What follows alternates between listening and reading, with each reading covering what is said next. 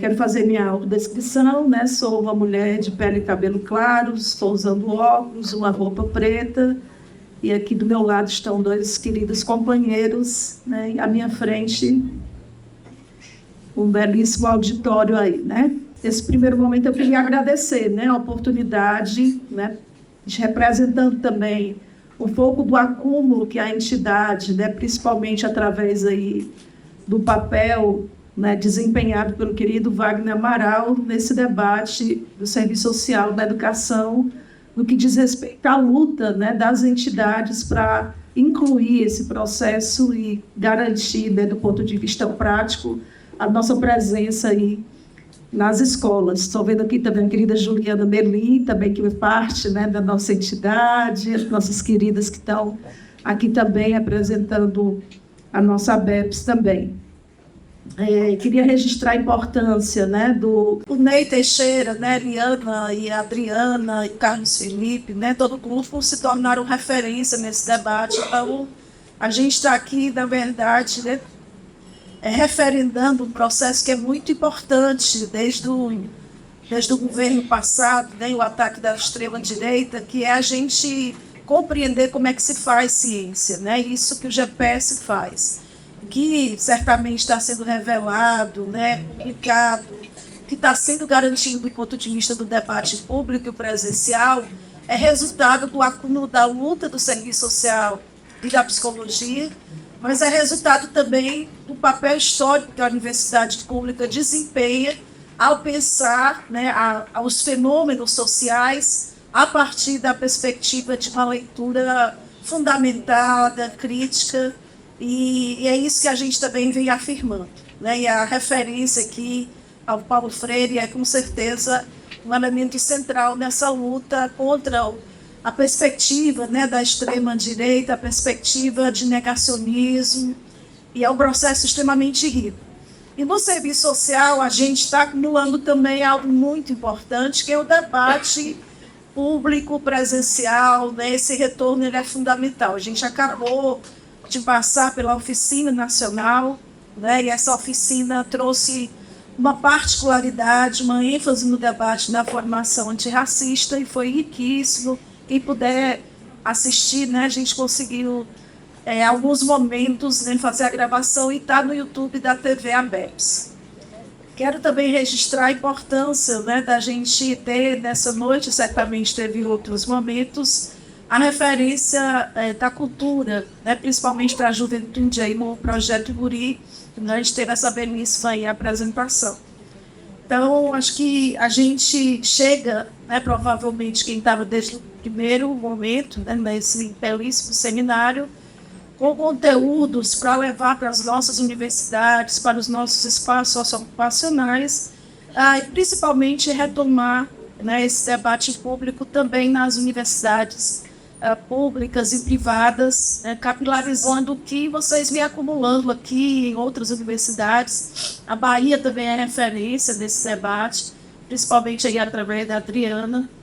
E assim, a gente fica bastante à vontade, né, à medida que a gente tem aí tem arrimo, né, nesses conteúdos criados pela ciência, pela universidade e pela articulação daquilo que também é muito caro ao serviço social, que é a nossa capacidade de interagir com os movimentos sociais, a nossa capacidade de interagir com a vida social, né? Não existe sentido na universidade, não existe sentido na universidade se a gente não garante esse papel social de diálogo com os dilemas, principalmente os dilemas de tempo histórico, que é verdadeiramente um fardo, né, do ponto de vista de todos os processos, né, de definição, de determinação da barbárie social, que a gente tanto falou e que, de fato, a gente está vivendo, né, e com muitas dores, muitos sofrimentos, à medida que a acumulação capitalista ainda é central e, obviamente, sempre será central para o sistema, né, que tem na exploração e na opressão seus grandes pilares de existência. Então, nesse primeiro momento, eu queria registrar, né, para a gente é muito emocionante estar aqui e participar desse momento com a Universidade Estadual também, né, que é uma referência de luta e de resistência. Bom, qualquer área que a gente atue, no serviço social, né, a ideia desse encerramento é a gente se pensar como que a gente se reconhece como profissional também da educação, né? E quando a gente pensa a nossa história e por que o serviço social deve ser reconhecido como profissional da educação, a gente encontra no processo de renovação da profissão um elemento central desse reconhecimento, né?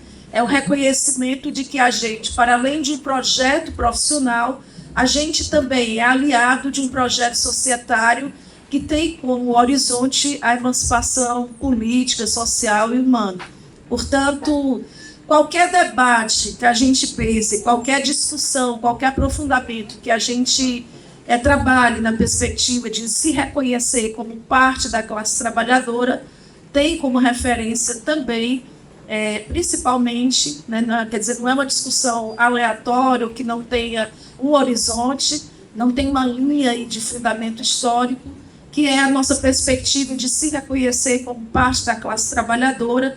E nesse processo, ao se reconhecer como parte da classe trabalhadora, a gente pensa essa composição da classe, a gente pensa as trincheiras onde estão, né, desenvolvendo as lutas da classe trabalhadora, e a educação certamente é um espaço riquíssimo, não só do ponto de vista do que é que ela significa para a formação humana na relação educação e trabalho, mas o que é que ela significa também do ponto de vista da sociabilidade, tendo uma educação.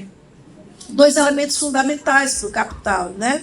Ela é um nicho mercadológico e ela também é um espaço de construção ideológica, né? Portanto, um espaço de disputa de hegemonia.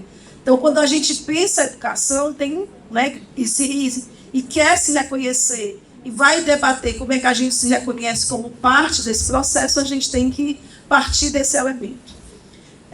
E a gente tem, no campo da educação, uma oportunidade muito bacana, que é o fato de que a pedagogia, a educação, né, no sentido até mais restrito, ela constituiu também uma área com uma potência crítica de reflexão sobre a vida social muito profunda, né, que também pensa a educação, né, como esse espaço de unidade também de desenvolvimento de reflexões quanto aos interesses da classe trabalhadora, né? Então, autores críticos, a gente encontra na pedagogia, na educação, um espaço de diálogo muito rico, né, que a gente pode beber nessa fonte e que a gente também pode trocar com essa fonte. Então, essa é uma vantagem, né? Penso que é uma potência. O que temos historicamente na perspectiva da pedagogia crítica, histórico-crítica, e quando a gente encontra esse espaço também, tanto ao revelar o que é que significa historicamente a escola, como que a alienação ela nunca foi somente material, mas ela também foi de privação do saber, né? E como essa alienação, que passa por alienação social, econômica, política, ela também é estética, ela também é cultural, e ela tem a ver com essa privação que historicamente tentaram, né, impor para a classe trabalhadora, mas que no processo da luta de classes buscou, né, e tentou, e tenta até hoje garantir o seu acesso e permanência na educação, na escola. Então, acho que essa é uma vantagem importante da gente pensar, né? Estou muito, nos últimos tempos, da tentativa de pensar, do ponto de vista até de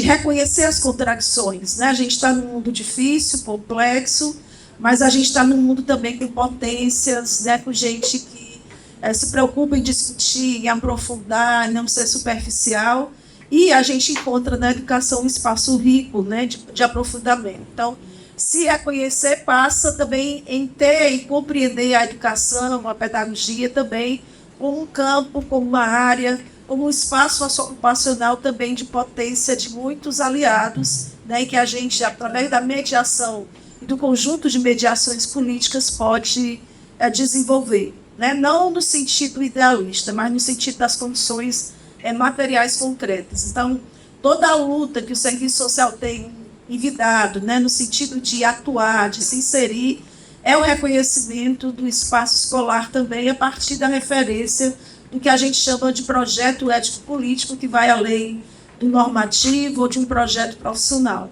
né? É de uma profissão que tem um reconhecimento, né, das suas condições de trabalho, o processo de venda da força de trabalho, o reconhecimento histórico de que ela é parte da classe trabalhadora, que ela atua com a classe trabalhadora, né, e que essa composição da classe trabalhadora é heterogênea, é complexa, a gente precisa entender também no espaço escolar. Então, é sempre bom lembrar, né, e a educação, o campo da educação nos lembra bastante isso, como que historicamente também a escola é interditada para a classe trabalhadora, para setores ainda, né, para determinados setores ainda mais fortemente.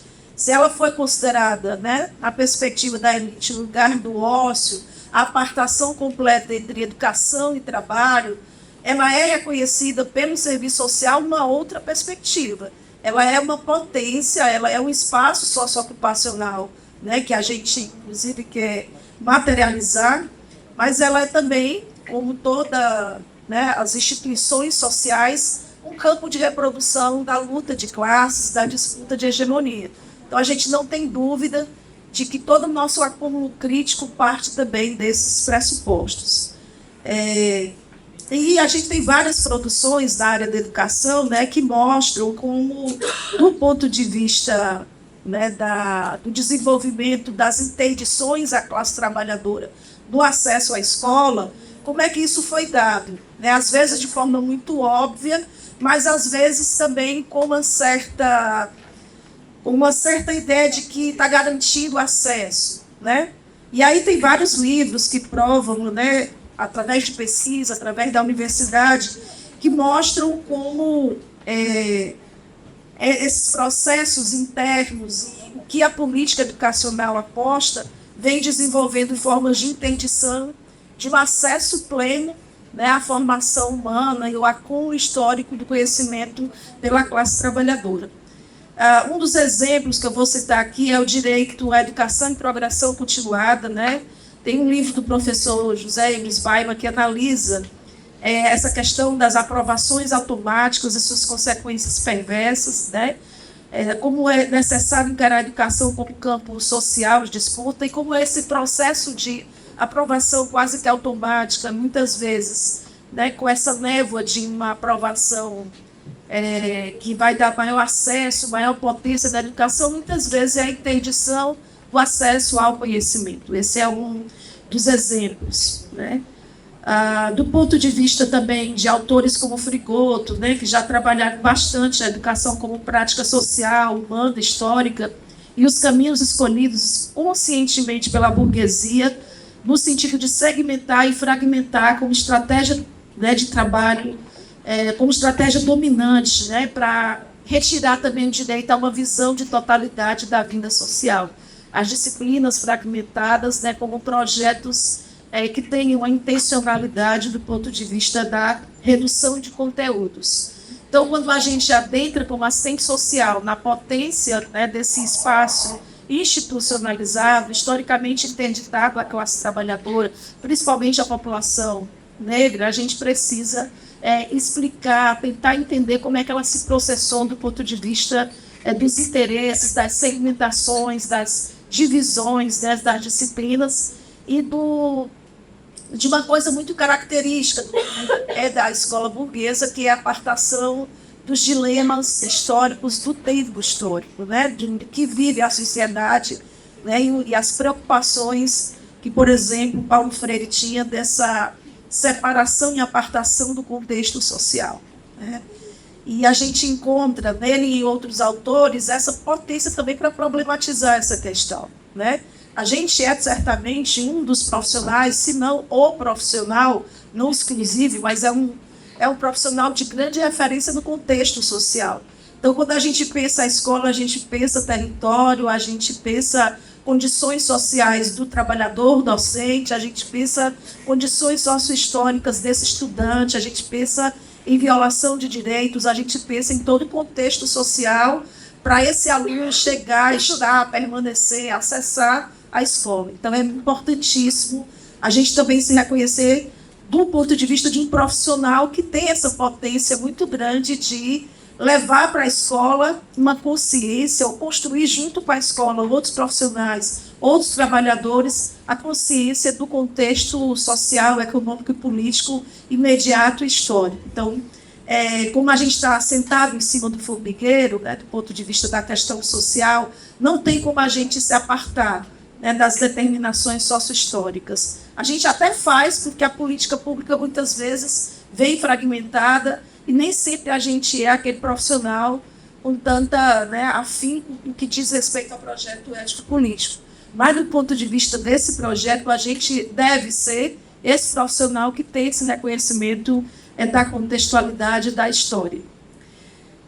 Os caminhos históricos escolhidos conscientemente pela burguesia, né, de segmentar, de fragmentar, né, tanto o trabalho da educação, uma educação como parte da reprodução da força de trabalho, e aí a pedagogia já trabalhou bastante isso, que é a educação para a elite, a educação para a classe trabalhadora, né, como é que isso se processou historicamente, como é que a técnica, né, a dimensão de uma educação profissionalizante, apartada de uma formação mais universal, mais humanista, mais ligada ao conjunto de determinações do trabalho, também, né, é um elemento importante da gente problematizar, do ponto de vista do que é essa escola, do que ela se tornou, ou de como ela também ajuda no processo de reprodução da alienação, compreendendo a alienação novamente, não só como econômica, mas de privação de acesso aos bens materiais e culturais, sociais e humanos construídos pela humanidade,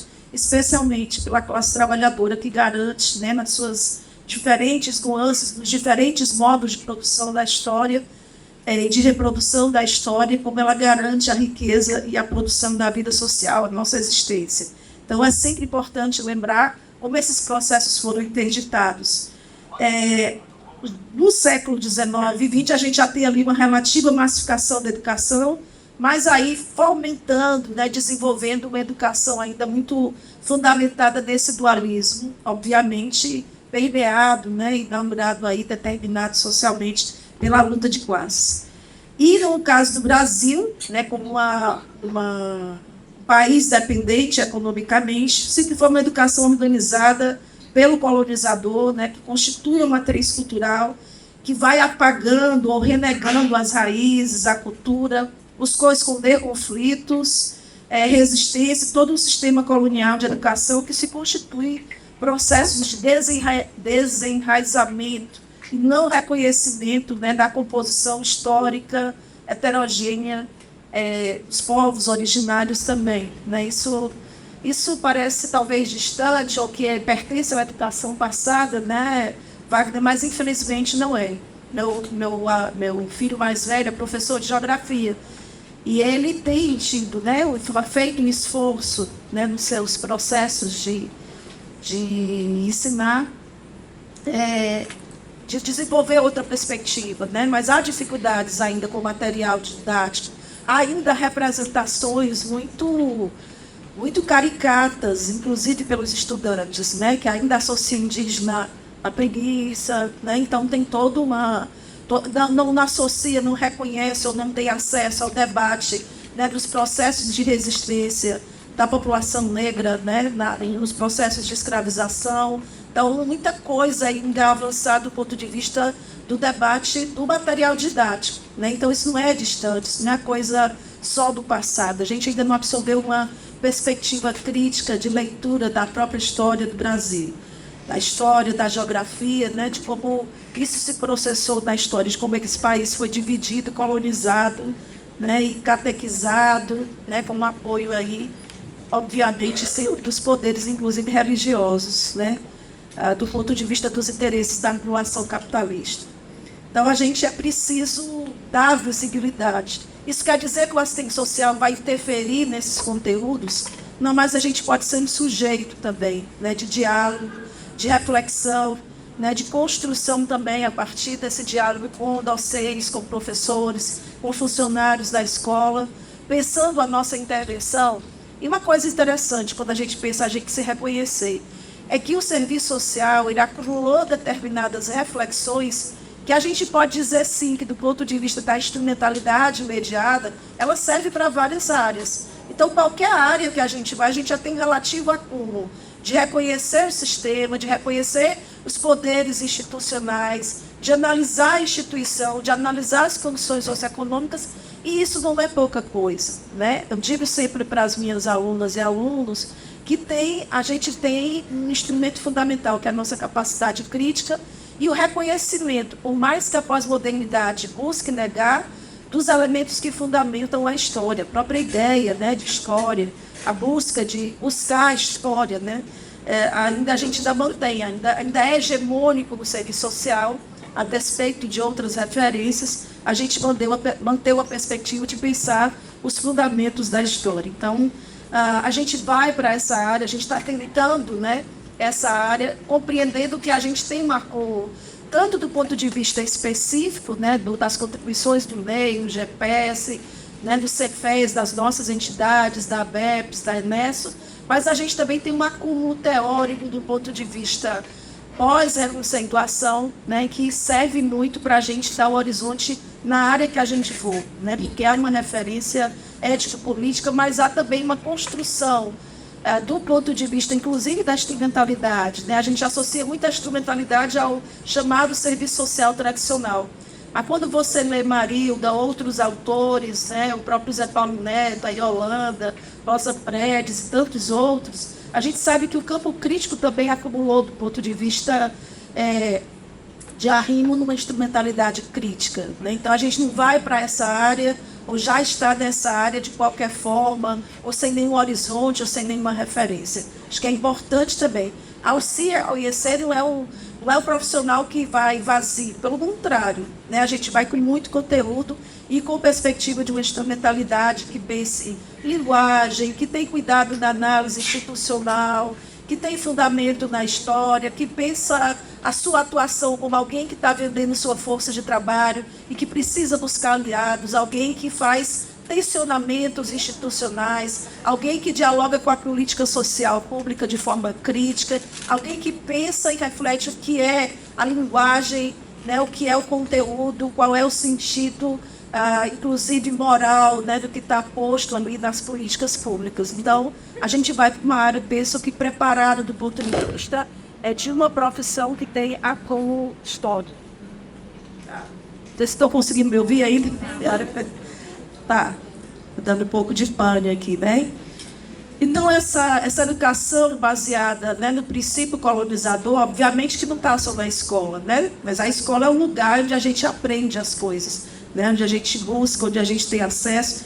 E a gente acessa também uma juventude, né? E uma juventude que tem sede de saber, por mais que se negue, né, essa possibilidade. Ela é um lugar de formação, né? E que formação? Como esses processos ocorrem? Tem um material da Maria Lúcia Paniagua, né, onde ela discute a questão do livro didático e sobre a simplificação e a vulgarização do conhecimento. O material didático é uma referência importante para a gente pensar como é que essa escola forma, né, que conteúdos tem essa escola. E lembrar que, do ponto de vista do interesse mercadológico e de formação ideológica, historicamente o empresariado tem interesse nesse espaço e atua nesse espaço. Há vários estudos evidenciando, né, o caráter classista dos conteúdos que vão para a escola.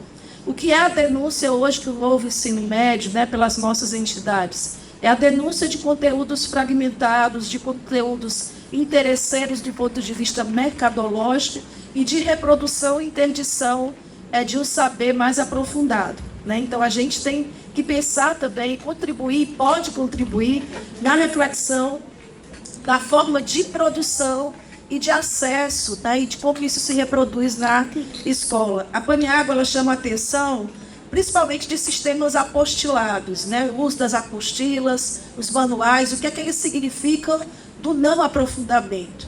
Mas esse é também um lugar para o serviço social se reconhecer.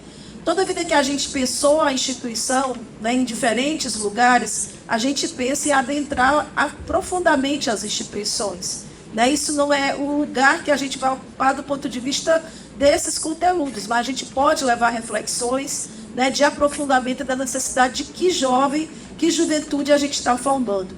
Isso é tão disputado hoje, gente. Recentemente eu eu tive a oportunidade de esperar meu filho na escola, meu filho que é pessoa com autismo, filho mais jovem, e enquanto eu esperava a saída dele, estava com outra mãe, e essa outra mãe ela estava aguardando falar com a diretora para solicitar que a diretora liberasse o pastor para fazer uma palestra na escola, com um projeto chamado HELP, né? Um projeto em que, observando, né, as igrejas hoje disputam, principalmente protestantes, discutam muito, né, esses conteúdos, essas questões, e observando que a juventude hoje está determinada socialmente, né, muito por problemas de saúde mental,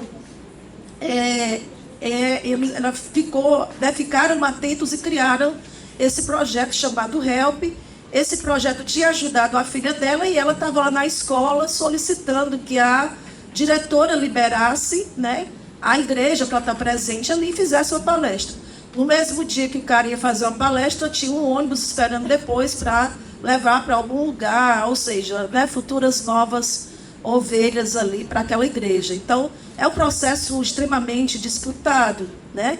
E eu achei interessante porque essa mãe me perguntou assim, Wagner, o seu filho está sendo bem tratado na escola? Porque se ele não tiver, você sabe que existe conselheiro tutelar que pode atentar para isso? Na minha igreja mesmo foram eleitos alguns. Então, se você quiser alguma ponte, né? Então, eles também disputam, né? Todo mundo sabe como foi esse processo de disputa. Então, veja como a escola, né, é o lugar. E a pior notícia é que depois, quando ela saiu, eu perguntei, e aí conseguiu? No fim, deu um julgamento, né, direto para ela. E ela disse conseguir, ou seja, a diretora liberou, né, liberou que ali daquela escola tivesse, né, aquela doutrinação e uma dada perspectiva do que é saúde mental. E além do HELP, que vai... é tão interessante o lema, que é além do HELP, né, que chama a atenção também, ele diz um lema que é muito envolvente, que é: eu não te julgo, eu te ajudo. Imagina isso, né? Uma mãe ou familiares que tem uma ausência completa de políticas públicas, tendo um espaço coletivo, né, a possibilidade de uma ajuda, e ela estava aliviada, porque de fato funcionou do ponto de vista pragmático, né? Segundo ela, a filha dela não precisou mais de psiquiatra, nem de psicólogo, a igreja resolveu tudo, né? Para o socorro ali do reino de Deus, resolveu tudo. E é isso, né? Isso que significa esse espaço de disputa. E o serviço social poderia interferir nesse caso? Claro, dialogar com a diretoria sobre o que é dar esse espaço, o que é o processo de doutrinação, em que a gente sim pode ter alguma interferência. E além do HELP, ainda tinha o namoro blindado. Aí vocês imaginam o que é que possa ser esse namoro blindado, né? Não sei se é uma volta ao passado, mas eu sei que tinha esse outro projeto também indicado. Então, é um lugar em que brilham os olhos para muitos setores, né? Então, é um lugar de disputa e que a gente tem que estar super atento, né? E bem atento mesmo. E acho que em alguns processos a gente pode, sim, dialogar com aquilo que a gente acumulou do ponto de vista de uma análise crítica, da compreensão que o Estado é laico, mas a escola também tem que respeitar, né, as diferenças e não doutrinar. Eles falam que a gente doutrina, né, mas é a perspectiva deles essa doutrinação. Então, no caso do material didático, a gente sabe que tem disputa de mercado editorial e tem disputa de conteúdo, a gente não tem dúvida, né? O Roberto Lé é um dos que levanta em alguns textos, algumas reflexões sobre como material, como é que está representada a história do Brasil, como está representada, como é que disciplinas como matemática e química ainda estão absolutamente abstraídas da vida social cotidiana da periferia. E como esse instrumento, né, que acaba sendo um instrumento de Estado, também vai regulamentar ações e educação e essas relações íntimas com o capital. Meu filho, na 5ª série, isso era em escola privada, no caso, ele já tinha aula de empreendedorismo, né, que já é uma prática hoje muito recorrente, muito necessária, até porque o IBGE compreende que o empreendedor é alguém ocupado, é alguém que está indo no emprego, isso aumenta aí, né, do ponto de vista ideológico, o número de empregados.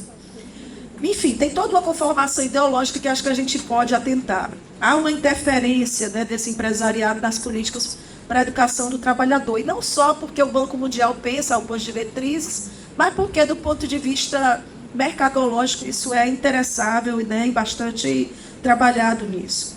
A Renata Bento Leme, ela recupera alguns momentos históricos da disputa da educação na história, né? Para além do debate do novo ensino médio, nós temos várias potências, né, dessa disputa. Então, ela é um lugar de interesse mercadológico, ideológico, portanto, um lugar que se interessa à classe trabalhadora, e aí penso que aí deve ser mediada a nossa intervenção como profissional, que historicamente se reconhece num projeto profissional que tem variância de classe, né? Não só por uma atuação pragmática, porque há expressões escancaradas ali na questão social, e a ausência do Estado, né, nas duas faces, tanto que como o Estado rebate, né, as expressões dessa questão, como é que o Estado reconhece. A gente viu agora recentemente como foi que o Estado pensou, né, o processo da violência na escola, ele pensou com mais segurança, com mais violência, né, e a gente está dentro desse debate para dizer, é preciso pensar também do ponto de vista qual é o contexto dessa juventude, quais são as condições sócio-históricas dessa população. E aí a gente já evidencia, né, meio que óbvia, a necessidade desse profissional. Mas deve se pautar por algo que é o legado fundamental para o serviço social. O projeto ético-político, pois, completamente associado a um projeto societário, que se a gente não insiste nele como horizonte, porque também parece que é dado que a gente tem esse projeto ético-político. E aí entra um outro parêntese importante, que inclusive diz muito respeito à ABEPS, né, ao Andes, e à luta que a gente tem enfrentado para manter um modelo de universidade pública gratuito e de qualidade, socialmente referenciado, com a dissociabilidade de ensino, pesquisa e extensão. O ministro da Educação recentemente se surpreendeu com o número de AD, como se, né, os nossos governos de esquerda também não tivessem, a partir de 2005, a responsabilidade também determinante para a construção da referência do ensino à distância. E o ensino à distância, toda a vida que a gente acumulou, né, Wagner, um debate importante disso aí, a gente acumulou campanhas, a gente levou isso até a justiça, até hoje o Cefes é impedido de falar que educação não é fast food, né? Como eu não sou do Cefes, eu posso falar que educação não é fast food, mas a campanha até hoje, né, está ainda rolando na justiça. E teve uma determinação de política pública, né, de interesse. E o Camilo Santana se surpreendeu, porque ele aumentou 700%. Né? Então, tem ali um número bastante assustador e determinado. Né? Na experiência que a gente tem em Fortaleza, praticamente todas as escolas privadas de serviço social estão transitando para o ensino à distância. E uma coisa importante que eu penso do serviço social é que, para além da idealização de uma escola presencial, a gente recebeu muitas denúncias sobre a prática dessa modalidade. Então, nunca foi somente pelo princípio, né? Já seria muito fundamental e importante, mas pelas denúncias recebidas, gente. E não foi só a gente que recebeu denúncias, né? O pessoal da enfermagem combateu, fizeram pesquisa. Para vocês terem uma ideia, na época que a gente acompanhava pelo Cefes, na época que eu acompanhava, né, ali na Comissão de Formação Profissional, a gente recebia denúncias, e aí principalmente o pessoal da enfermagem, de polos de AD que eram açougues, eram padarias, eram endereços aleatórios, né? Fora as denúncias dos estudantes da falta de desenvolvimento em relação com as diretrizes curriculares, materiais didáticos manualescos, pensando aí na crítica que a Paniagua faz, né? Recortes de conteúdos que, historicamente, o serviço social acumulou. Então, nunca foi só pelo desenvolvimento de um princípio da sociabilidade do ensino, pesquisa e extensão e do modelo de universidade que a gente acredita. E por que eu estou falando desse parêntese? Porque isso tem um impacto enorme no que diz respeito à formação, ao acesso à educação. Toda a vida que a gente vai pautar, né, pelo menos historicamente, quando a gente ia pautar em alguns públicos, o próprio estudante de AD, que é muito vítima desse processo, ele se chateava, né, com as entidades, sem compreender, de fato, né, de que ele estava sendo vítima também desse processo. E aí isso tem impacto na formação e naquilo que a gente defende como projeto ético-político, porque essa formação ela encontrou seu caminho através do acesso à universidade pública. Né? Esse caminho que foi da reconceituação, a gente aprende lá, quando o Zé Paulo está falando da autocracia burguesa, que foi o caminho que a gente construiu através da universidade, através do acesso a conteúdos de outras áreas, através do acesso aos movimentos sociais. Então, tem conteúdo que a gente construiu que, à medida que a gente isola as pessoas da sua vida doméstica, as pessoas no espaço de isolamento, onde não tem interação política, onde não tem interação com pesquisa, onde não tem impacto enorme do ponto de vista da formação. Então, tudo que a gente está falando aqui é para manter esse horizonte também do projeto ético-político, e isso não é simples, né, Wagner? Não é fácil, né, Liana? Não é... Quando vocês estão construindo aqui, né, a potência que tem um seminário desse, é para pensar que a gente quer levar o que historicamente o serviço social é defender e defende através das suas entidades. Então, não é bem fácil, né? Pelo contrário. Mas, né, como diz o Mauriás, bem-vindo à classe trabalhadora. Nada aqui, por aqui, foi fácil, né? Do ponto de vista da história, da venda, da força de trabalho e do lugar que a gente ocupa. Quando aquele jornalista Jack London, né, faz o seu alto processo ali de reconhecimento como parte da classe trabalhadora, e ele rompe com a ilusão de enricar individualmente, né, e ele começa a se reconhecer como parte da classe trabalhadora, ele também vai tomando consciência das dores. Mas a consciência dessas dores de pertencer à classe trabalhadora convive com a consciência também da coletividade, das potencialidades que tem a coletividade e das possibilidades do que esse evento traz no verbo esperançar. Né? Então não são só dores, a gente encontra vitórias, a gente encontra, né, desenvolvimento e potencialidades. Né? Não sei se é porque eu vim da oficina nacional, lá a gente, com o debate na ênfase da formação antirracista e a referência que a gente começa a reconhecer do ponto de vista do serviço social, da unidade, né, entre capitalismo e racismo, ali foi o momento, né, que a gente aprofundou, que a gente diz, o serviço social tem que dar, de fato, essa ênfase, e a gente saiu muito animado. Né? Então, eu penso sempre hoje nessa perspectiva de olhar para a contradição. E olhar para a contradição é pensar também como que a gente alerta, contribui, porque eu penso também hoje muito do ponto de vista do legado. Quem vai continuar nossas entidades? Né? Quem vai continuar o projeto ético-político? Essa juventude hoje ainda tem referência no Cefes, no ABEPS, ela participa aí dessa universidade, desse modelo de universidade. A gente teve um grande ganho com as cotas, mas a universidade está preparada, né, para também receber esse estudante, né, que tem ali toda uma condição social, política e econômica, racial, que determina também, interdita também o seu acesso pleno ao conhecimento. Essa é uma questão para a gente problematizar na escola e, né, tentar viabilizar e, no mínimo, problematizar, né, a necessidade de políticas públicas.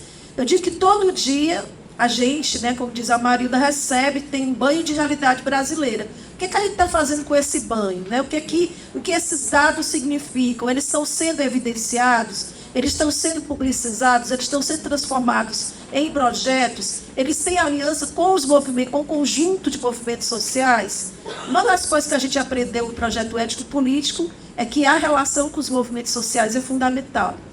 Outro dia eu assisti a uma palestra lá no CRES Ceará, de uma assistente social, um GT anticapacitista, né? Por conta do CAI, que eu acabo tendo muito essa relação.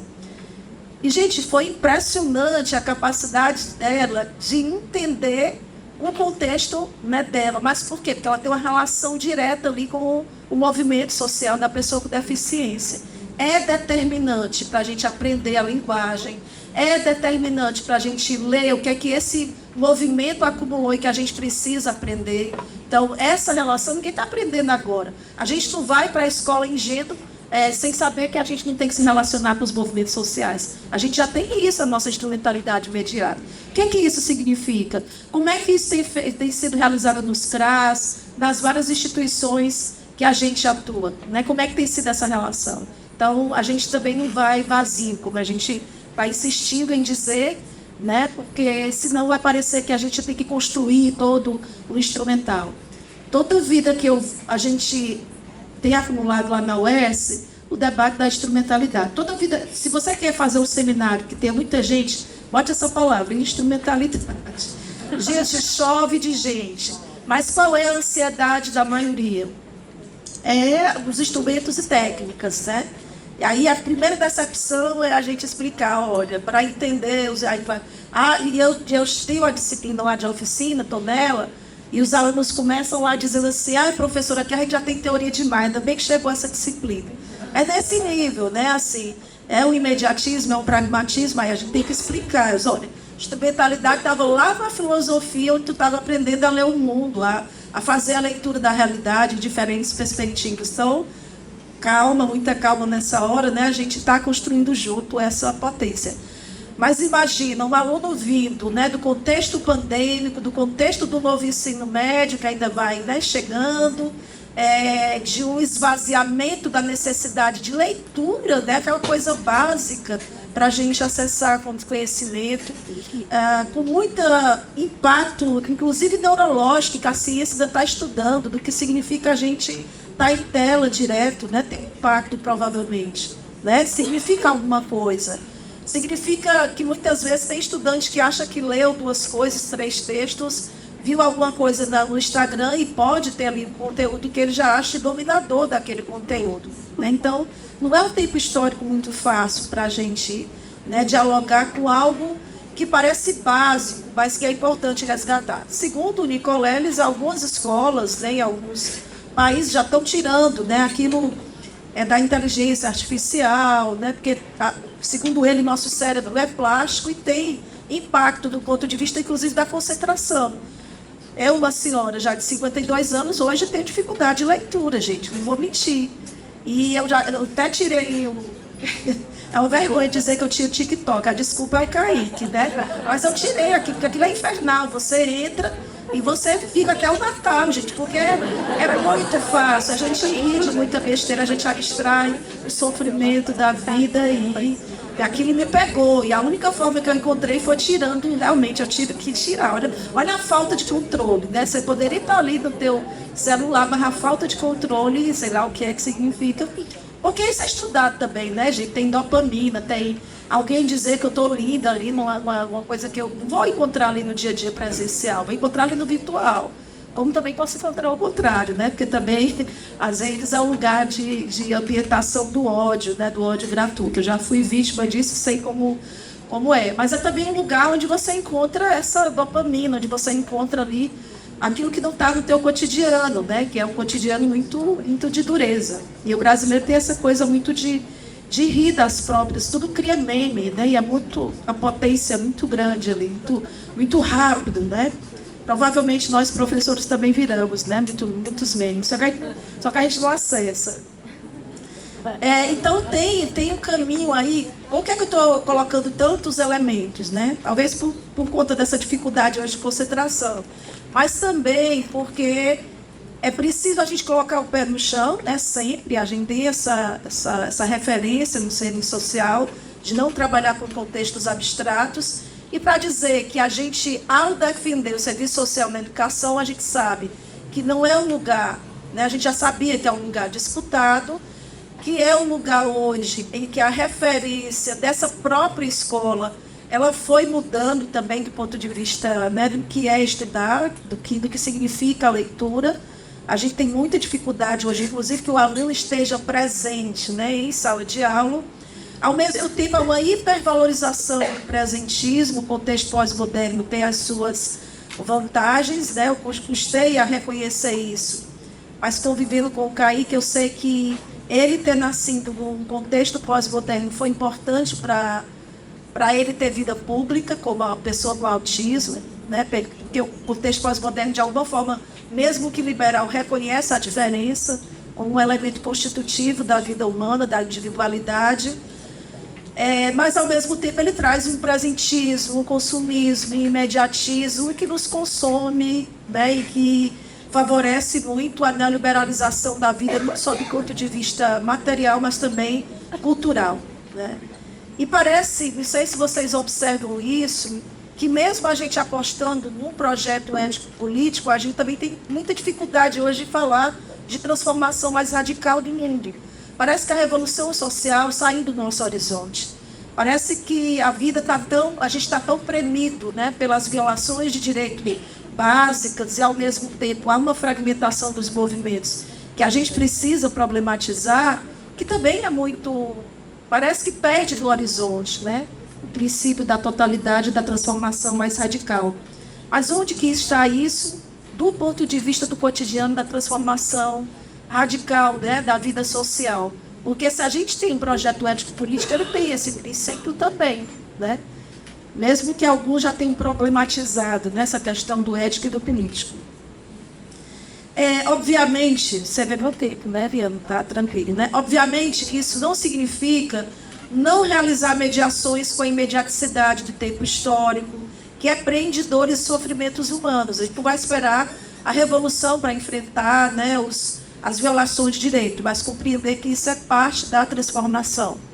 Expressos em violações de direitos, autoritarismo, racismos, homofobias, misoginias, e toda rejeição ao que não se encaixa no padrão europeu, né, o americano de civilização, né, de civilidade, né, principalmente o homem branco europeu.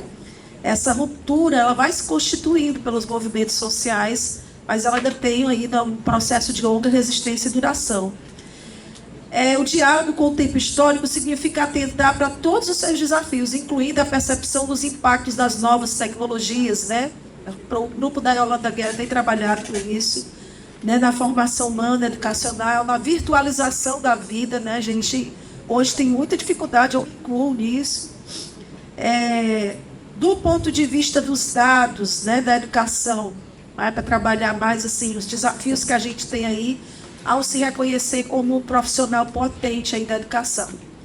E, obviamente, que a gente também já tem umas lições, né, da história do serviço social, de não ir para o messianismo, de também não ir para o fatalismo. Então, alguns acúmulos, é por isso que a história e a memória é tão importante, do ponto de vista dos conteúdos produzidos pelo serviço social. Não é a gente que vai revolucionar a escola, né, nem temos essa pretensão. Mas a gente pode ser um aliado de processos de transformação. Os dados mostram, né, que em 2022, 1,04 milhões de crianças e adolescentes de 4 a 17 anos ainda estão fora da escola, dados brasileiros, né? A educação é considerada obrigatória na faixa etária, cabe ao Estado garantir, né, mas a gente ainda tem esse grande desafio. E há uma proteção, de alguma forma, pela via da legislação, né, sobre esses processos. E, de alguma forma, isso vem facilitando, né, cada vez mais o analfabetismo político, o uso, né, da exploração religiosa por parte de alguns grupos, né, e a aliança disso é super estranha, mas existe uma aliança também, né, pelo menos é o que indicam dados também, de religiões com a criminalidade também, né? No ensino fundamental, a gente tem apenas 31,4% das escolas municipais que têm quadras de esporte, pensando aí que, né, muitos falam que tem essa valorização também. Laboratório de ciência despenca aí para 3,6%, então, né, menos ainda. Apenas 37,5% das escolas municipais têm banheiros para pessoas com deficiência, né, e apenas 2,9% tem sala multiuso. Nas estaduais, são dados de 2022, 12,7% possuem, né, apenas 12,7% possuem parque infantil. Então, tem toda uma estrutura que precisa ser codificada também, né, do ponto de vista material. Então, também essas coisas básicas a gente conseguiu resolver ainda. Então, é muito drama, né? Essa desigualdade social também, ela afeta com maior proporção crianças e adolescentes negros. Pesquisas sobre desigualdade social por cor, raça no Brasil, que são realizadas pelo IBGE, já mostram essa disparidade. Afirma-se que negros são 75% entre os mais pobres e brancos 70% entre os mais ricos. Desse modo, podemos afirmar que essa desigualdade está totalmente ligada também ao racismo estrutural. Também tem a questão de gênero, né? Apenas 16 milhões de meninas no mundo, entre 6 a 11 anos, nunca irão à escola, então são dados que não, né, que também interferem do ponto de vista da gente pensar o mundo. Né?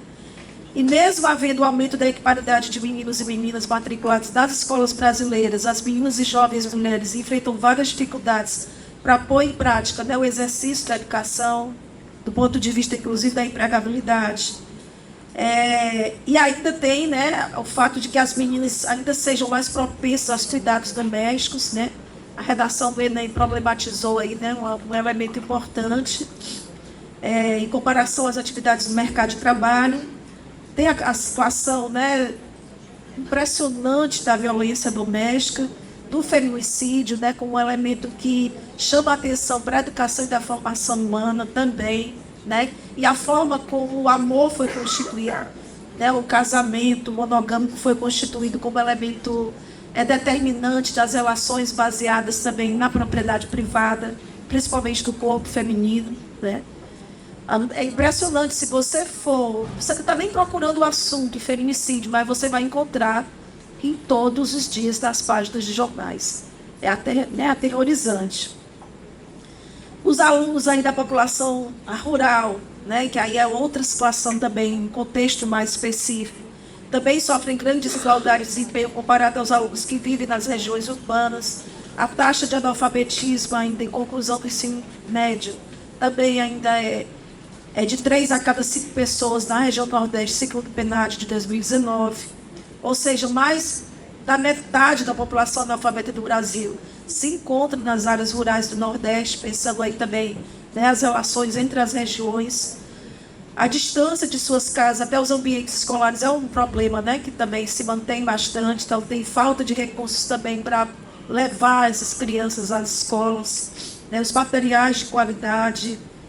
E aí, gente, assim, poderia falar aqui, né, de vários números, de vários dados que evidenciam como sim a escola é um espaço de expressão da desigualdade social, né, de questão social, não só na face do empobrecimento da classe trabalhadora, de quanto ela é interditada ao acesso à educação, mas também de como esse Estado não responde.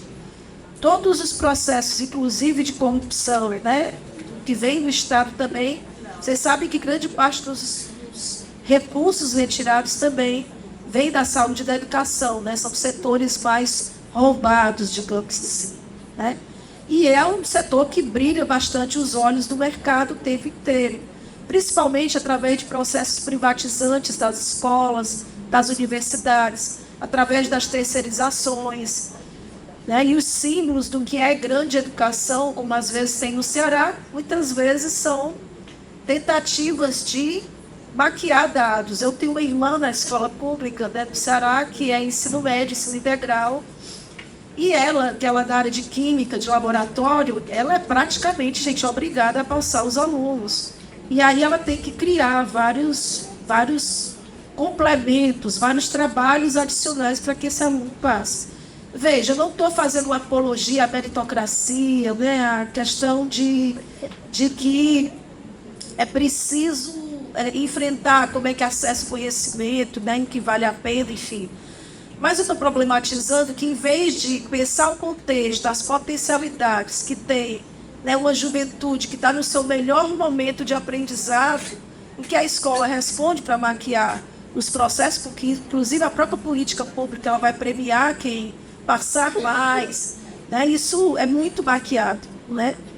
É a mesma maquiagem também que faz a escola privada, né, gente? Também não pode esquecer disso. Eu lembro que a melhor escola que todo mundo lá que passa em medicina na Universidade Federal ou Estadual do Ceará, são as escolas privadas que conseguiram uma forma quase mafiosa de aprovar. Eles pegam o 3º ano, só matriculam pessoas que, aliás, do ensino, dos cursinhos, eles só matriculam quem teve pelo menos 750 de média no Enem, foi reprovado, mas teve um patamar bastante alto, e, portanto, ele só vai pegar, né, aqueles alunos que já dão bastante conteúdo, mas no final, aquele aluno pode ter passado a vida inteira na escola pública, mas no 3º ano ou no cursinho, ele frequentou aquela escola lá e aquela escola que vai ganhar o mérito.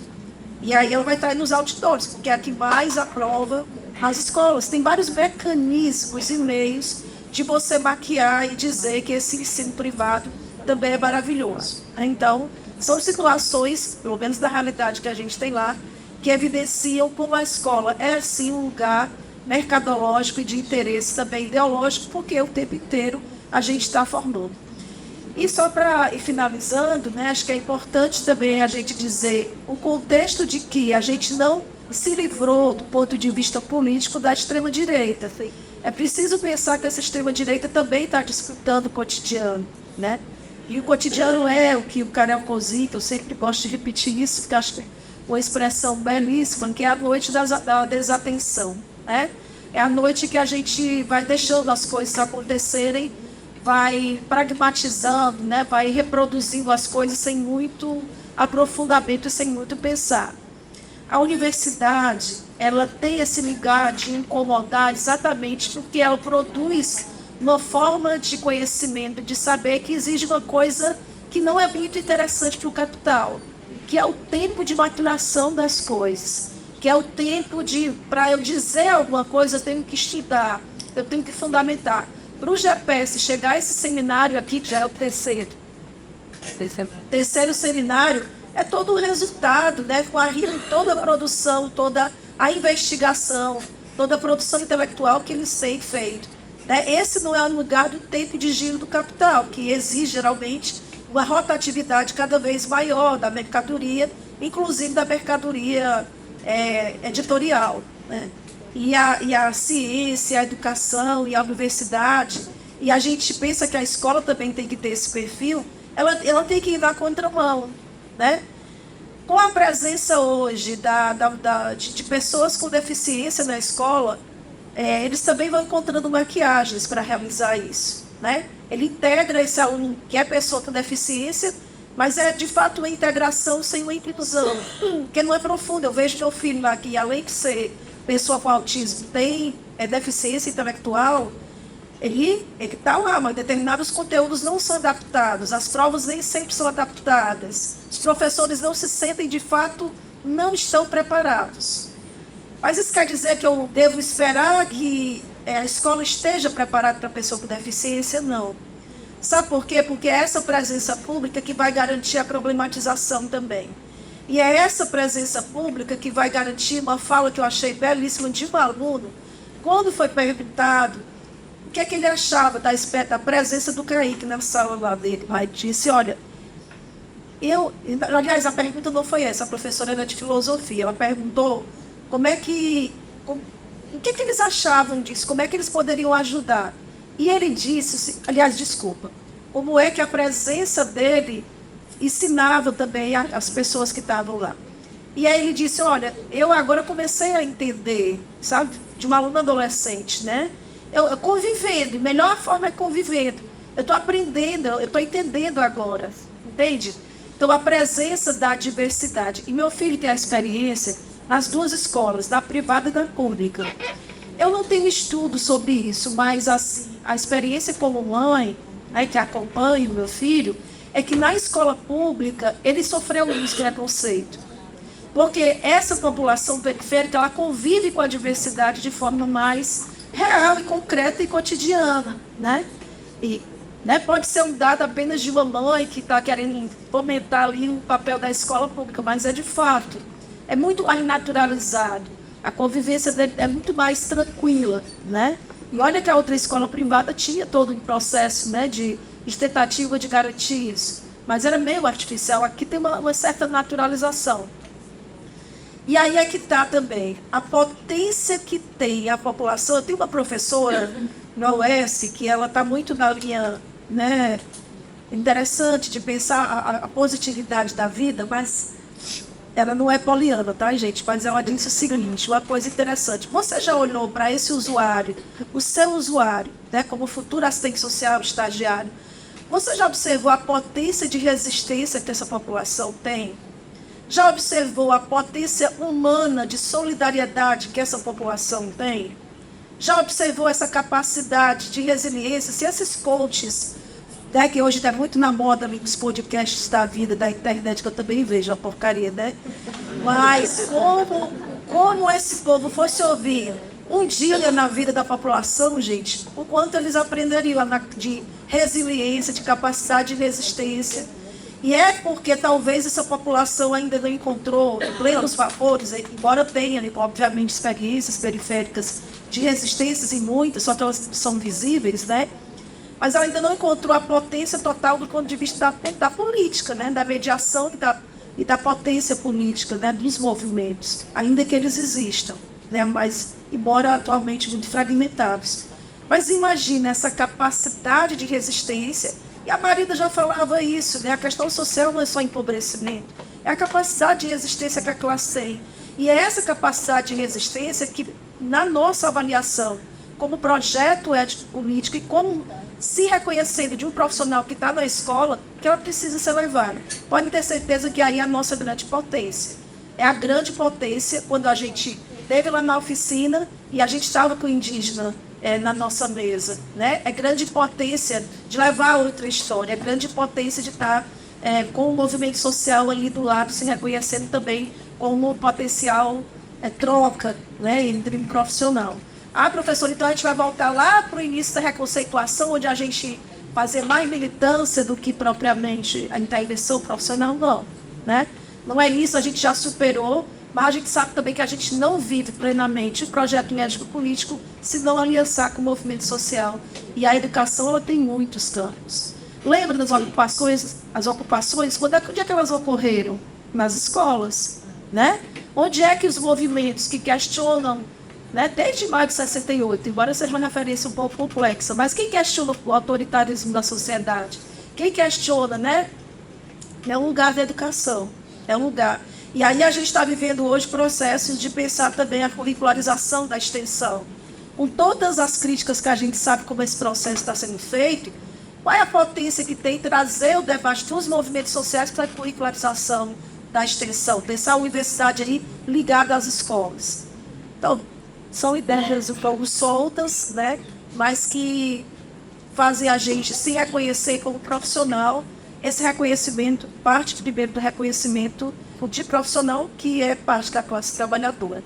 E aí, para mim, esse é o grande caminho, esse é o grande legado e essa é a grande potência, com todos os sofrimentos e dores que tem, mas também com todas as delícias da capacidade coletiva de organização política. Então, acho que é isso que o GPS, a universidade, convida, e o Paulo Freire também, do ponto de vista de pensar o contexto social para a formação humana. Então, é isso, gente. Obrigada.